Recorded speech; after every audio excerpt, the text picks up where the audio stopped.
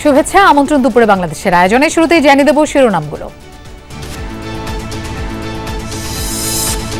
হার্টে রিং পরানো হয়েছে। ডিপিএল এর ম্যাচের সময় হার্ট অ্যাটাক হওয়া তামিম ইকবালকে রাখা হয়েছে সিসিইউতে। ঢাকায় আনতে প্রস্তুত হেলিকপ্টার। প্রধান উপদেষ্টার চীন সফরকে কেন্দ্র করে ষড়যন্ত্র চলছে, অভিযোগ রিজভির। গুজব বিরোধী সেল করতে সরকারের প্রতি সার্জিসের আহ্বান। বাংলাদেশ সেনাবাহিনীর প্রতি আমাদের যে রেসপেক্টের জায়গাটা আছে সেটা প্রতিষ্ঠান হিসেবে তারা ধরে রাখবে। অভ্যন্তরীণ যে রাজনীতি, এই রাজনীতিতে তাদের যে আমরা কখনোই তাদের কোনো হস্তক্ষেপ প্রত্যাশা করব না। ট্রেনে আগামী ঈদযাত্রার শুরুতে নেই তেমন ভিড়, কিছুটা বিলম্বে ছেড়েছে দু একটি সড়ক। আর নৌপথের যাত্রা নির্বিঘ্ন করতেও থাকছে বাড়তি নিরাপত্তা। নববর্ষ উদযাপন নিয়ে ঢাকা বিশ্ববিদ্যালয়ের সিনেট ভবনের সভা চলছে। উৎসবের নাম নিয়ে আসতে পারে নতুন সিদ্ধান্ত। 6 মাসের ব্যবধানে শরিয়া ভিত্তিক ব্যাংকের খেলাপি ঋণ বেড়েছে 5 থেকে 24 গুণ। বেরিয়ে আসছে লুটপাটের তথ্য। অনেক প্রতিষ্ঠান টিকিয়ে রাখা কঠিন বলছেন বিশ্লেষকরা। কেন্দ্রীয় ব্যাংকের কিছু কিছু কর্মকর্তা, তাদের সাথে বাণিজ্যিক ব্যাংক যেগুলোতে এই লুটপাট চলেছে, তাদের মালিক বা ম্যানেজমেন্টের সাথে একটা যোগসাজশ কোলাবোরেশন সৃষ্টি হয়েছে। হবিগঞ্জের বাহুবলে সড়ক সংস্কারের দুদিন পরই হাতের টানে উঠে আসছে পিচ। ক্ষুব্ধ এলাকাবাসী, ল্যাব টেস্টে পাঠানো হয়েছে বিটুমিন।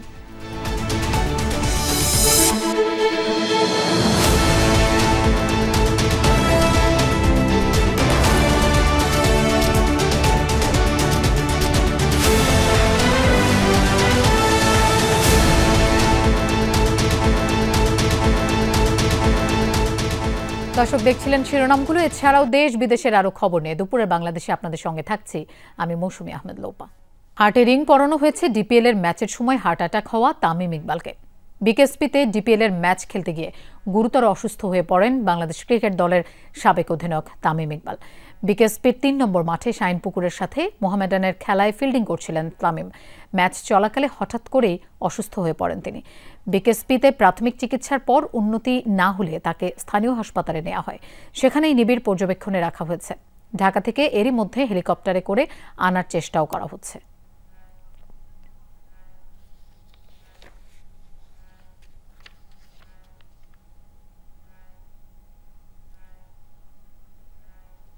দর্শক, সহকর্মী মাহফুজুর রহমান নিপু আছেন হাসপাতালে, আমরা সরাসরি তার কাছে যাচ্ছি। নিপু, তামিমের ব্যাপারে চিকিৎসকরা কি জানিয়েছেন? এ ব্যাপারে দায়িত্বশীল কারো বক্তব্য পাওয়া গেছে কিনা?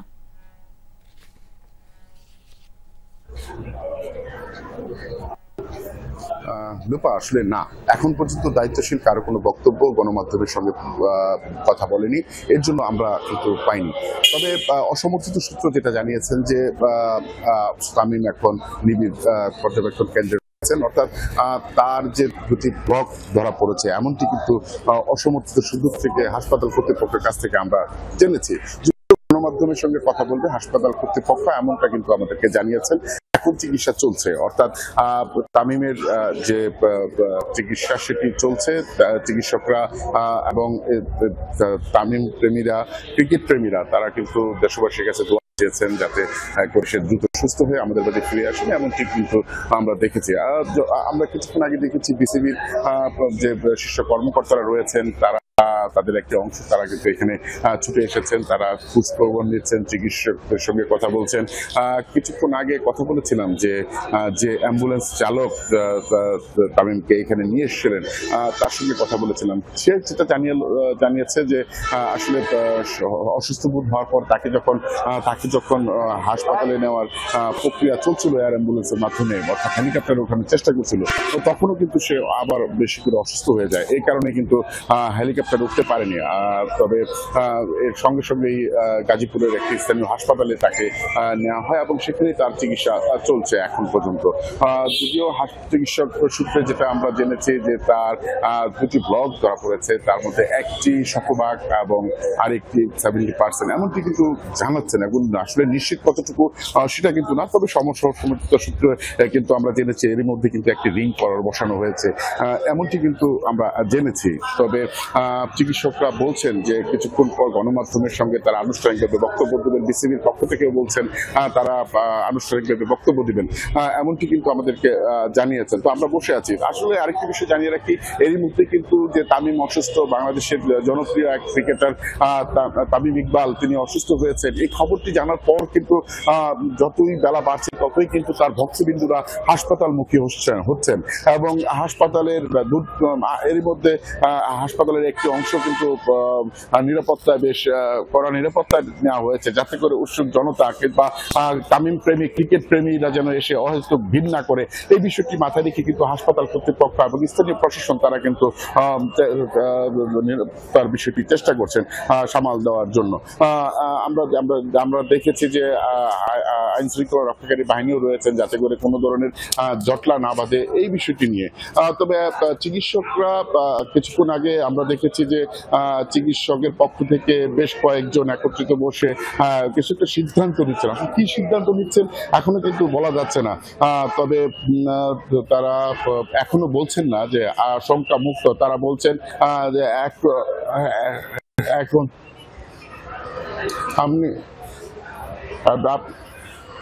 আপনি আমরা দেখছি যে কি অবস্থায় আছেন। তো এখনো কিন্তু সেভাবেই কিন্তু চলছে, চিকিৎসা চলছে, এতটুকু আসলে এখন পর্যন্ত বলা যাচ্ছে।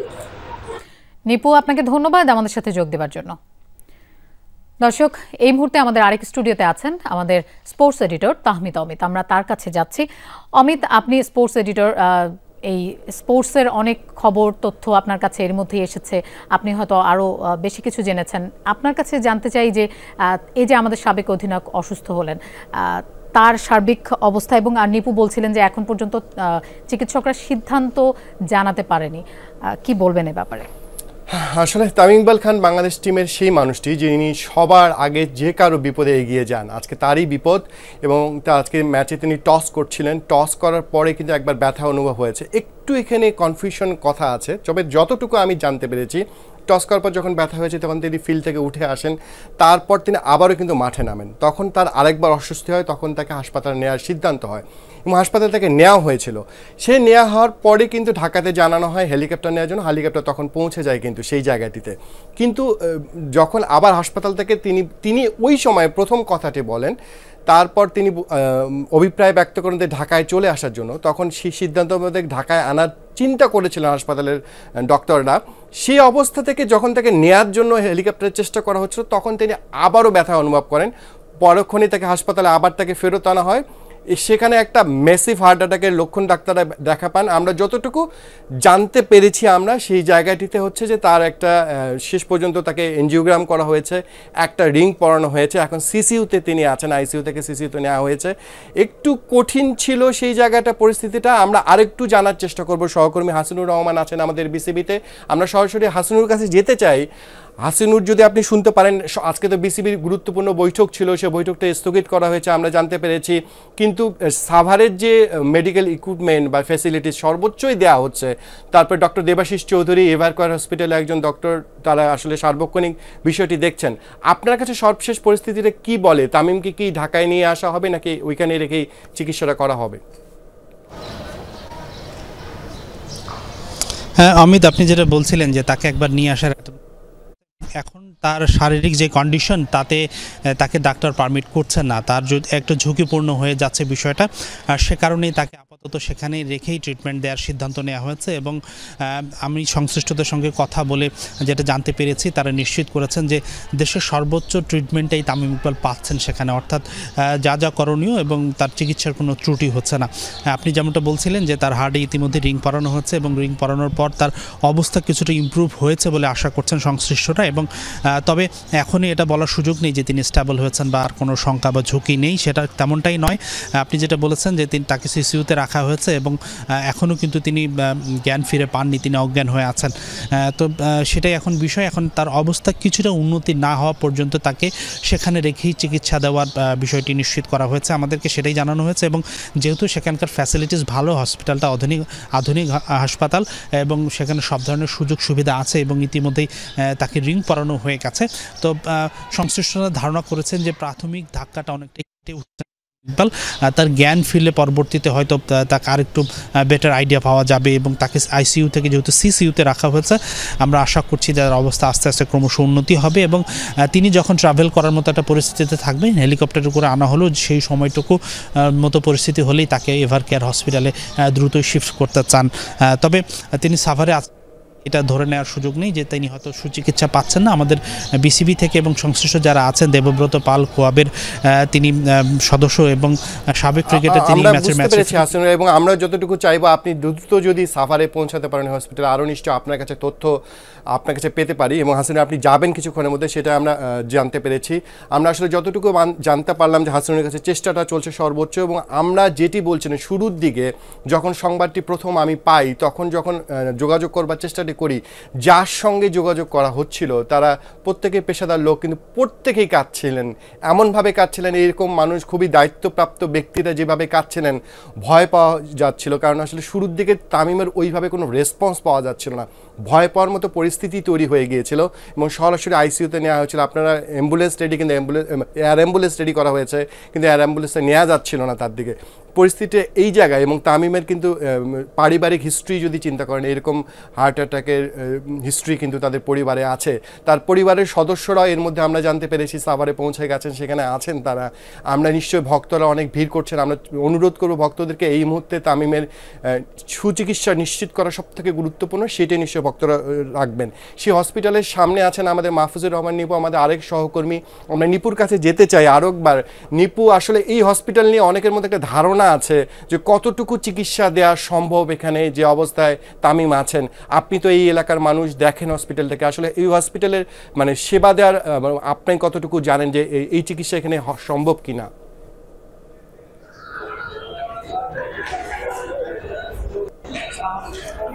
অমিত, আসলে এই হাসপাতালটির কিন্তু একটি সুনাম রয়েছে, অর্থাৎ চিকিৎসার ক্ষেত্রেও কিন্তু এই অঞ্চলের ভিতরে যে কয়েকটি হাসপাতাল রয়েছে সেই হাসপাতালের ভিতরে এই হাসপাতালটির একটা সুনাম রয়েছে। আর সুনামের কারণে কিন্তু এখানে বেশ কিছু আমরা যতটুকু জেনেছি বা স্থায়ী হিসাবে যতটুকু সেবা নিয়েছি বা নিতে দেখেছি যে এখানে কিন্তু বেশ চিকিৎসার একটা সুনাম রয়েছে এবং সবগুলো বিভাগই কিন্তু রয়েছে। যে বিভাগে তার চিকিৎসা চলছে সেই বিভাগটি অত্যন্ত শক্তিশালী বিভাগ এখানকার এই হাসপাতালের জন্য বা এই অঞ্চলের জন্য।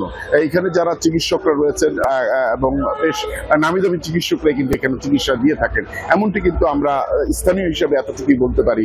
তবে যেহেতু চিকিৎসার শেষ বলে কোনো কিছু নেই, তারপরেও বলতে হয় যে চিকিৎসা হাসপাতাল কর্তৃপক্ষ কিংবা স্থানীয় হিসাবে এতটুকু বলতে পারি হাসপাতালের চিকিৎসার সুনাম বেশ রয়েছে।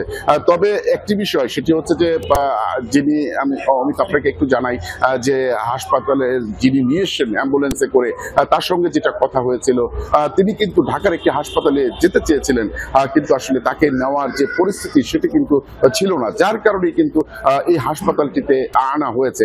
এখন চিকিৎসা চলছে এমনটাই কিন্তু আমরা দেখছি।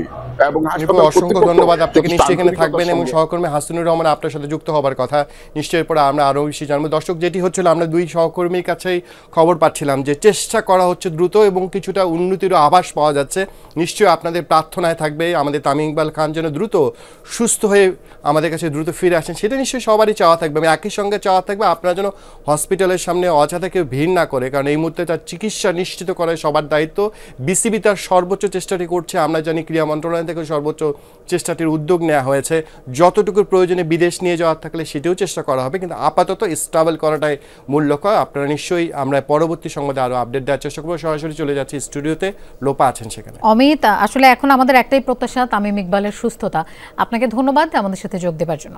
দর্শক, আমরা সহকর্মীদের কাছ থেকে তামিম ইকবালের অসুস্থতার ব্যাপারে আপডেট জানছিলাম, পরবর্তীতে আরও আপডেট আসলে আমরা জানিয়ে দেব। যাচ্ছি পরের খবরে।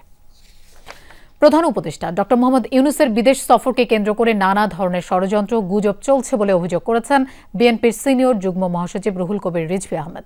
দুপুরে নয়াপল্টনে দলীয় কার্যালয়ের এক জরুরি সংবাদ সম্মেলনে তিনি বলেন, এই নিয়ে পরিকল্পিত গুজব ষড়যন্ত্র করা হচ্ছে, দেশের বিরুদ্ধে ষড়যন্ত্র করছে পলাতক ফ্যাসিবাদের দোসররা। কয়েকদিন আগে কিছু পুলিশ সদস্যের গোপন বৈঠকের উদ্দেশ্য নিয়ে প্রশ্ন তোলেন রিজভী। অভিযোগ করেন, দেশের এই পরিস্থিতিতে তারা আইনশৃঙ্খলা পরিস্থিতি ঠিক না করে ষড়যন্ত্রে লিপ্ত। এগুলো বর্তমান সরকার দেখছে না, এমন প্রশ্ন রাখেন তিনি। এদিকে ২৬ মার্চ স্বাধীনতা দিবস উপলক্ষে ২ দিনের দলীয় কর্মসূচি ঘোষণা করেছে বিএনপি। 25 মার্চ আলোচনা সভা, 26 মার্চ সকালে দলীয় কার্যালয়ে পতাকা উত্তোলন, পরে 8:30টার জাতীয় স্মৃতিসৌধে শ্রদ্ধা নিবেদন শেষে জিয়ার কবরে ফুল দিয়ে শ্রদ্ধা জানাবে দলটি।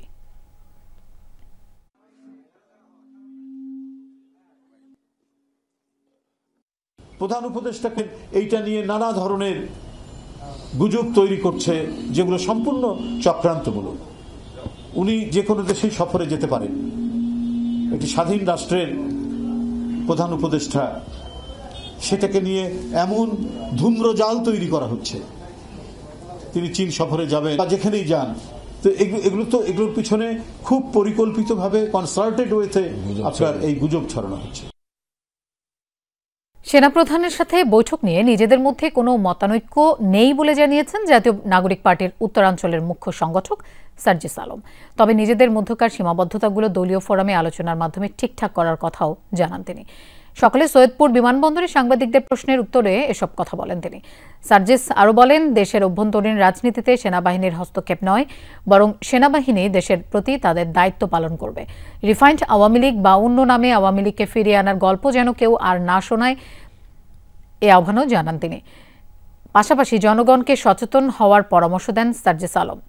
এছাড়া গুজবকে ব্যাধি উল্লেখ করে গুজব বিরোধী সেল তৈরির জন্য সরকারকে অনুরোধ করেন তিনি। দুপুরে ও বিকেলে পঞ্চগড় জেলায় 5 উপজেলায় পথসভা করার কথা রয়েছে সার্জিস আলমের। আমরা আমাদের জায়গা থেকে এটাকে মতানৈক্য মনে করি না। আর হাসনাতের যে লেখাটা ছিল, এটার সাথে কিন্তু আমার কিছু পারসেপশন রিসিভ করার ক্ষেত্রে দ্বিমত ছিল। তার পুরো বক্তব্যের সাথে বক্তব্য লাইনগুলোর সাথে কিন্তু কোথাও দ্বিমত ছিল না। ওই জায়গায় আমরা সবাই ঐক্যমত যে এখানে শুধু বাংলাদেশ সেনাবাহিনী না, এই বাংলাদেশে আর কেউ যেন আওয়ামী লীগের যে কোনো ভার্সনের গল্প না শোনায়। শুরু হয়েছে আগাম টিকিটের ঈদ যাত্রা। কমলাপুর রেল স্টেশনে ঈদযাত্রায় নেই তেমন একটা ভিড়। সকাল থেকে কিছু ট্রেন সময় মতো ছেড়ে গেলেও ঘণ্টাখানেক করে দেরি করছে বাকি ট্রেনগুলো। যান্ত্রিক ত্রুটির কারণে ভোগান্তিতে পড়েন যাত্রীরা। যদিও রেল কর্তৃপক্ষ বলছে ঈদযাত্রা ভোগান্তিমুক্ত রাখতে নানা রকম পদক্ষেপ নেওয়া হয়েছে। ঈদের খুশি ভাগাভাগি করে নিতে শহর ছাড়তে শুরু করেছে মানুষ।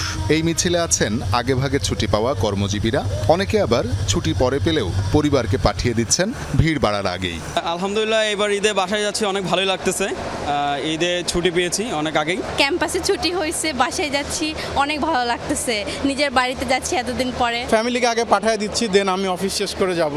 সো এখন একটু ফাঁকা আর কি, কয়েকদিন পর তো জ্যাম শুরু হয়ে যাবে আর কি সব জায়গায়। বরাবরই ঈদের যাত্রায় ছোটদের খুশিটাই বেশি। ঈদে গ্রামের বাড়িতে গিয়ে কি মজা হবে চলছে তারই জল্পনা কল্পনা। বাড়িটাই তো সুন্দর, কিন্তু ঈদের সময় নতুন জামা পরবো দেখেই তো সুন্দর লাগে, এই জন্য যাচ্ছি। আমি ঈদ করতে বগুড়া যাচ্ছি, আমি অনেক খুশি। বাচ্চাদের নিয়ে যাইতে সবার সঙ্গে ঈদ করব, এজন্য অনেক ভালো লাগতেছে। অগ্রিম টিকিটের রেলযাত্রার শুরুর দিনেও ভোগান্তি পিছু ছাড়েনি যাত্রীদের। বগি আছে, নাম্বার নেই, গাড়ি আছে, ইঞ্জিন নেই, ইঞ্জিন থাকলেও যান্ত্রিক সমস্যা। নির্ধারিত সময়ের 1.25 ঘন্টা পর যাত্রা করে বুড়িমারি এক্সপ্রেস। যেহেতু অনেকক্ষণ সময় অপেক্ষা করছি, এই জন্য একটু খারাপ লাগছে। দ্রুত বাসায় পৌঁছানোর অপেক্ষায় আছি। সেবার মান যদি এরকম হয়, আমরা তো মনে করেন যদি এদের আরও টাকা বাড়া আরও বেশি নিতে মন চায়, আমাদেরকে বলুক, আমরা আরও বাড়াই দিব, সেবার মান উন্নত করুক। যান্ত্রিক ত্রুটির কারণে ভোগান্তিতে পড়েন কিশোরগঞ্জগামী 11 সিন্দুর এক্সপ্রেসের যাত্রীরাও। সকাল 7:15-তে ছাড়ার কথা থাকলেও এটি ছাড়ে 1.25 ঘন্টা দেরিতে। ভোর থেকে অপেক্ষায় থেকেও সময় মতো যাত্রা না হওয়ায় ভোগান্তিতে পড়েন যাত্রীরা। এই দেখতেছি, আমরা দেখি, আগে তো বলা যায় না কিছু, আগে দেখি। ওই 6:30 থেকে গড় কথা আছে, 7:30 ছাড়ানোর কথা, এর মধ্যে কথা না, এই গড়ি করে 4টের সময় আমরা রওনা দিছি রাত্রি, আর এখন কয়টা বাজে? একটু তো কষ্ট হচ্ছে। তবে ঈদ যাত্রা নির্বিঘ্ন করতে শততৎপর রেলওয়ে, জানান স্টেশন ম্যানেজার। ঈদ উপলক্ষে থাকছে বিশেষ ব্যবস্থা। ঢাকা স্টেশনে যে ট্রেনগুলো আসে, এখানে কোনো ট্রেন বিলম্ব হয় না। এখানে আসার পর উত্তরাঞ্চলের ট্রেনগুলো এখানে আসার পরে ছেড়ে চলে যায়। এখন প্রতিমধ্যে বিলম্ব হয়, আর বেশিরভাগ ক্ষেত্রে এটা রাইট টাইম যাচ্ছে। আমাদের বিভিন্ন স্তরে চেকিং ব্যবস্থা আছে, যার জন্য যাতে বিনা টিকিটই কোনো ব্যক্তি ট্রেনে উঠতে না পারে সেই ব্যবস্থা আছে। আর টিকিটধারী যাত্রীরা যাতে ট্রেনে উঠতে পারে সেই জন্য সর্বোচ্চ সচেষ্ট আমরা আছি। এদিন কমলাপুর রেল স্টেশন থেকে ৪৫টি ট্রেন ছেড়ে যাওয়ার কথা দেশের বিভিন্ন গন্তব্যে। অবশেষে শুরু হলো ঈদ যাত্রা। ট্রেনের হুইসেল বাজার সাথে সাথেই হয়তো তাদের ভোগান্তির কথা ভুলে গেছেন যাত্রীরা। সেই সাথে এখন অপেক্ষার পালা, কখন ট্রেন গন্তব্যে পৌঁছাবে, কখন তারা পৌঁছাবেন বাড়ি। প্রিয় মুখগুলোকে কাছ থেকে দেখার আনন্দ হয়তোবা ভর করেছে এখন থেকেই। সবার ঈদ যাত্রা সুন্দর হোক, নিরাপদ হোক, সকলে মিলে মহা আনন্দে কাটান এবারের ঈদ। শওকত মঞ্জুর শান্ত, যমুনা নিউজ, ঢাকা। কল্যাণপুরে জাহাজবাড়িতে জঙ্গি নাটক সাজিয়ে চালানো অভিযানে ৯ জন হত্যার ঘটনায় গ্রেফতার দেখানো হলো সে সময়কার আইজিপি শহীদুল হক, সাবেক ডিএমপি কমিশনার আসাদুজ্জামান মিয়া সহ ৩ জনকে। এছাড়া জুলাই আন্দোলনের সময় রামপুরায় কার্নিশে ঝুলন্ত যুবককে গুলি করার মামলার তদন্ত প্রতিবেদন ২৮ এপ্রিল দেওয়ার জন্য ধার্য করেছেন আন্তর্জাতিক অপরাধ ট্রাইব্যুনাল। এর আগে সকালে সাবেক আইজিপি শহীদুল হক, সাবেক ডিএমপি কমিশনার আসাদুজ্জামান মিয়া, সাবেক পুলিশ সুপার জসিমউদ্দিন সহ ৬ আসামিকে হাজির করা হয় ট্রাইব্যুনালে। রাজধানীর কল্যাণপুরে জাহাজ বিল্ডিং নামের একটি বাসায় ২০১৬ সালে কথিত জঙ্গি আস্তানায় অভিযানের নামে ৯ জনকে হত্যার ঘটনায় করা মামলায় সাবেক আইজিপি শহীদুল হক, সাবেক ডিএমপি কমিশনার আসাদুজ্জামান মিয়া সহ ৩ জনকে গ্রেফতার দেখানোর আবেদন মঞ্জুর করেন ট্রাইব্যুনাল।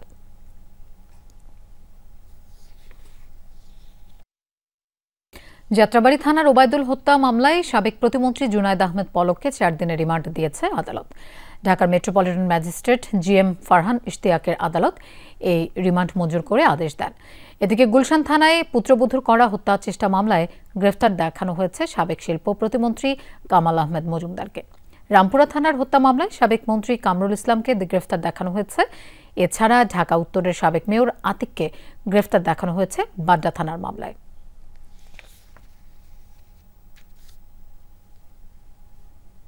দর্শক, আসছে পহেলা বৈশাখের শোভাযাত্রার নাম কি হবে সেটি নির্ধারণে ঢাকা বিশ্ববিদ্যালয়ের সিনেট হলে বৈঠক শেষে এই মুহূর্তে কথা বলছেন সংস্কৃতি বিষয়ক উপদেষ্টা মোস্তফা সরোয়ার ফারুকী। আমরা সরাসরি চলে যাচ্ছি সেখানে। কোনো কিছু নেওয়া হয়নি। আচ্ছা, এবারে শোভাযাত্রায় নতুনত্ব তাহলে কি থাকছে? এই গতকালকে তো আমি একই প্রশ্ন উত্তর দিছি, আপনারা সবাই জানেন কি থাকছে।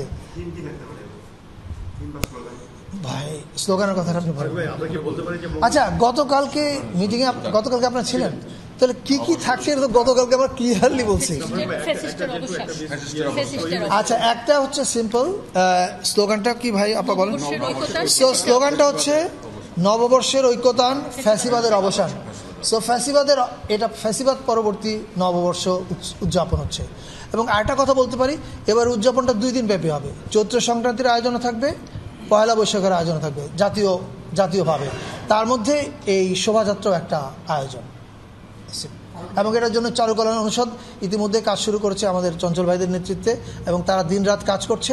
এর সঙ্গে এখন আরও অনেকেই যুক্ত হবে, যে বিভিন্ন জাতিগোষ্ঠী, তাদের সাংস্কৃতিক টিম এবং প্রাইভেট ইউনিভার্সিটিগুলো তারাও যুক্ত হচ্ছে এটার সঙ্গে।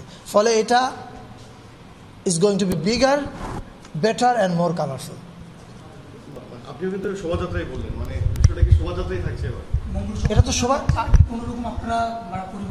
আপনারা তো একটা আমি এই উত্তর দিয়েছি যে এই বিষয়ে আমাদের কোনো আলোচনা হয়নি। Yes, thank you. দর্শক, সংস্কৃতি বিষয়ক উপদেষ্টা মোস্তফা সরোয়ার ফারুকী কথা বলছিলেন, আমরা সরাসরি সেখানে ছিলাম। যাচ্ছি পরের খবরে। আইএফআইসি ব্যাংকের 4 কোটি 15 লাখ টাকা প্রতারণার মামলায় ক্রিকেটার সাকিব আল হাসানের সম্পদ ক্রয়ের নির্দেশ দিয়েছেন আদালত। সকালে ঢাকার অতিরিক্ত চিফ মেট্রোপলিটন ম্যাজিস্ট্রেট জিয়াউদুর রহমানের আদালত এই আদেশ দেন। এই দিন মামলাটিতে সাকিবকে গ্রেফতার পরোয়ানা সংক্রান্ত তামিল প্রতিবেদন দাখিলের জন্য ধার্য ছিল। আসামি পলাতক থাকায় বাদীপক্ষ তার সম্পদ ক্রয় করার আবেদন করেন। শুনানি শেষে আদালত তা মঞ্জুর করেন। এর আগে গত 19 জানুয়ারি তাকে গ্রেফতার করতে পরোয়ানা জারি করেন একই আদালত।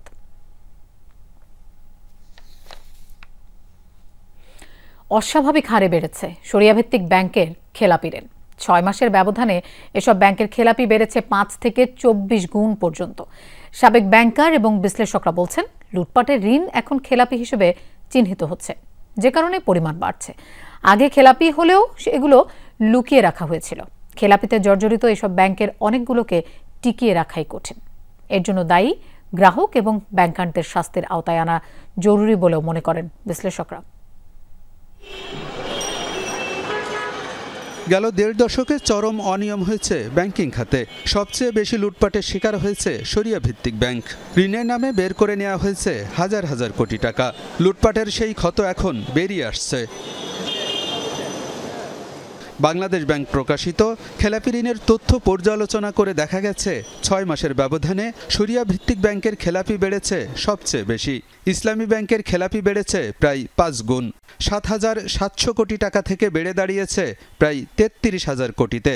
প্রায় 24 গুণ বেড়ে ইউনিয়ন ব্যাংকের খেলাপি এখন 25,000 কোটির কাছাকাছি। 6 মাসের ব্যবধানে ফার্স্ট সিকিউরিটি ইসলামী ব্যাংকের খেলাপি বেড়েছে 15,000 কোটি টাকার উপরে।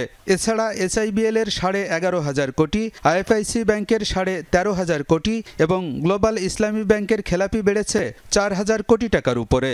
আগের লুকিয়ে রাখা খেলাপি এখন বের হচ্ছে বলেও জানান ব্যাংকার ও বিশ্লেষকরা।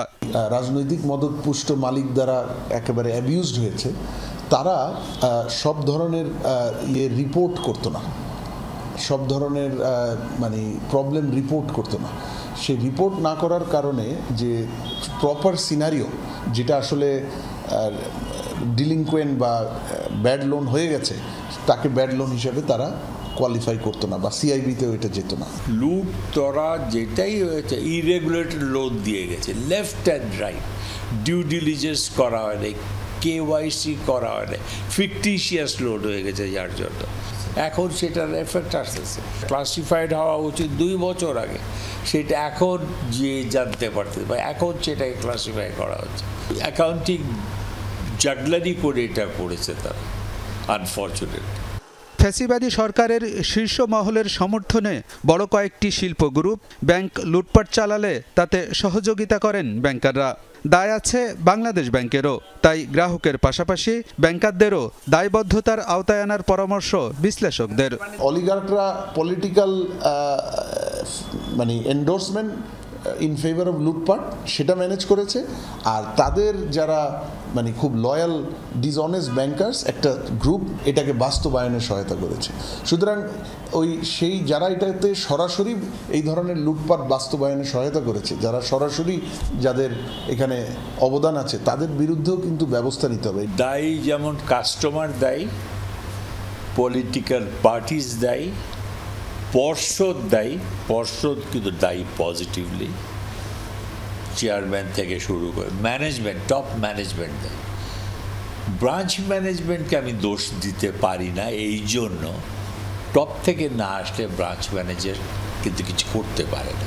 সুতরাং এটা সবাই দায়ী, রেসপন্সিবল, প্রপোর্শনেটলি কারো কম বেশি দায়িত্ব নিতে হবে। ব্যাংকিং খাতে লুটপাট ঠেকাতে ব্যর্থ হয়েছে বাংলাদেশ ব্যাংকও। অনেক ক্ষেত্রে দুর্নীতিবাজ ব্যবসায়ীদের সাথে যোগসাজশ করেছে কর্মকর্তারা, যে কারণে কেন্দ্রীয় ব্যাংকের তদন্তেও এতদিন প্রকৃত চিত্র উঠে আসেনি বলেও মন্তব্য করেন অর্থনীতিবিদরা। আনহোলি অ্যালায়েন্স সৃষ্টি হয়েছিল যে কেন্দ্রীয় ব্যাংকের কিছু কিছু কর্মকর্তা তাদের সাথে বাণিজ্যিক ব্যাংক যেগুলোতে এই লুটপাট চলেছে তাদের মালিক বা ম্যানেজমেন্টের সাথে একটা যোগসাজশ কোলাবোরেশন সৃষ্টি হয়েছিল। আলমগীর হোসেন, যমুনা নিউজ, ঢাকা। হবিগঞ্জের বাহুবলে সড়ক সংস্কারে নিম্নমানের সামগ্রী ব্যবহারের অভিযোগ উঠেছে। কার্পেটিংয়ের 2 দিন পরই হাতের টানে পিচ উঠে আসছে দেখে ক্ষুব্ধ হয়ে ওঠে এলাকাবাসী। পরে কাজ বন্ধ করে দেয় সংশ্লিষ্ট কর্তৃপক্ষ। যদিও অনিয়মের অভিযোগ অস্বীকার করেছেন ঠিকাদার। বিটুমিনের মান পরীক্ষার জন্য ল্যাব টেস্টে পাঠানোর কথা জানিয়েছেন উপজেলা প্রকৌশলী। হাতের টানে উঠে আসছে সড়কের পিচ। কার্পেটিংয়ের 2 দিন পর এমন চিত্র হবিগঞ্জের বাহুবলের মিরপুর মহাশয় বাজার সড়কের। 3.7 কিলোমিটার সড়কটির 260 মিটার আরসিসি ঢালাই এবং বাকি অংশ কার্পেটিংয়ের কাজ শুরু হয় মাস 4 আগে। শুরু থেকেই নিম্নমানের সামগ্রী ব্যবহারের অভিযোগ স্থানীয়দের।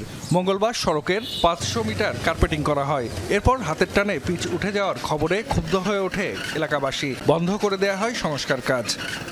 উঠে গেল, ওইদিকে উঠে গেল, দেখাই যাচ্ছে ওপেন। হাত দিয়ে টান দিলে তো ওঠার কথা না, যে কাজটা সঠিক হয় নাই তাই উঠে যাচ্ছে। কাজটা সঠিক হয়েছে আমরা বুঝতে পারছি কেমনি, তারা আপনি একদিনে আপনার প্রায় আধা কিলোমিটার বা 1 কিলোমিটার রাস্তা তারা করে ফেলাইছে। এটা কেমনি যে করলো এটা আসলে আমাদের বোধগম্য নয়। 2 নম্বর কোয়া দেওয়া হয়েছে, বিভিন্ন সমস্যা, আমরা তো এগুলো মাতি না। এটা আর কয়দিন থাকবো রাস্তাটা, বেশি যদি থাকে 2 মাসও থাকতো না, এর বিরুদ্ধে আবার যেই সেই রাস্তা সংস্কার কাজ করছে শায়েস্তাগঞ্জের ঠিকাদারি প্রতিষ্ঠান শাহাদত আলী ট্রেডার্স। প্রতিষ্ঠানটির ম্যানেজার অনিয়মের অভিযোগ অস্বীকার করে বিষয়টি ষড়যন্ত্র বলে দাবি করেছেন। এটা ভাই আমার বিপদে ফেলাই ফেললে বিভিন্ন বুঝছেন, এটা একটা ষড়যন্ত্র। একটু জায়গা মনে তো কেরাসিন বা ডিজেল দিয়া রাত্রেবেলা এটা গরম করে রাখি তুলে তুইছে আর কি। ফুলের থেকে অনেকে বিরোধিতা করতেছে, অনেক দুষ্টামি করতেছে। অনিয়মের অভিযোগ মানতে নারাজ উপজেলা প্রকৌশলীও। যদিও অভিযোগের ভিত্তিতে বিটুমিনের মান পরীক্ষার জন্য ল্যাব টেস্টে পাঠানোর কথা জানান তিনি। কাজে কোনো অনিয়ম হয়নি বা কোনো কিছু হয়নি। ওখানে যদি বিটুমিনটা একবার টেস্ট করা হয়েছিল, পুনরায় আবার টেস্ট করিয়ে যথা মানে হয়তো কিছুদিনের টেস্টের সাপেক্ষে আমরা কাজটা আবার শুরু করি। মিরপুর মহাশয় বাজার সড়ক সংস্কারে বরাদ্দ 1,78,00,000 টাকা। জাহিদ হাসান, যমুনা নিউজ। প্রথমবারের মতো চট্টগ্রাম সন্দ্বীপ রুটে চালু হলো ফেরি সার্ভিস। খুলেছে নতুন সম্ভাবনার দুয়ার। উচ্ছ্বসিত মূল ভূখণ্ড থেকে বিচ্ছিন্ন দ্বীপের বাসিন্দারা। সকালে কপোতাক্ষ নামের এই ফেরির উদ্বোধন করেন নৌ পরিবহন উপদেষ্টা অবসরপ্রাপ্ত brigadier general M Sakhawat Hossain. এ সময় তার সাথে ছিলেন সড়ক পরিবহন ও সেতু উপদেষ্টা ফজল কবির খান, পরিবেশ ও বন উপদেষ্টা সৈয়দা রিজওয়ানা হাসান, দুর্যোগ ব্যবস্থাপনা ত্রাণ উপদেষ্টা ফারুকি আজম, মৎস্য ও প্রাণী সম্পদ উপদেষ্টা ফরিদা আক্তার এবং প্রাথমিক ও গণশিক্ষা উপদেষ্টা ডাক্তার বিধান রঞ্জন রায় পোদ্দার। সংশ্লিষ্টরা জানান, চট্টগ্রামের সীতাকুণ্ডের বাঁশবাড়িয়া ঘাট থেকে সন্দ্বীপের গুপ্তছড়া ঘাট পর্যন্ত দিনে দুবার যাওয়া আসা করবে এই ফেরি। যেতে সময় লাগবে প্রায় 1.5 ঘন্টা। পারাপারে যাত্রী প্রতি ভাড়া 100 টাকা। ফেরিতে যানবাহন ধারণ ক্ষমতা 24টি, ক্যাটাগরি ভেদে ভাড়াও ভিন্ন।